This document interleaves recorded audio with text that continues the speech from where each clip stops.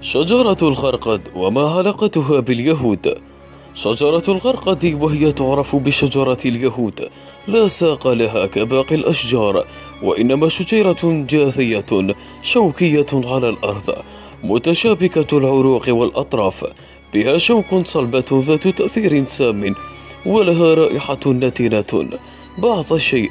ثمارها لا تؤكل، ويصل ارتفاعه في الغالب إلى متر أو مترين، وبعضها في سيناء يصل طوله إلى 5 أمتار. أوراقه بالحقية ضيقة كاملة خضراء تميل إلى الأصفر الفاتح، تخرج في 3 بريقات مسلحة بأشواك جانبية. الأزهار قمعية بيضاء مزرقة، ثمار لحمية حمراء في حجم حبة الحمص تقريبا أو أقل.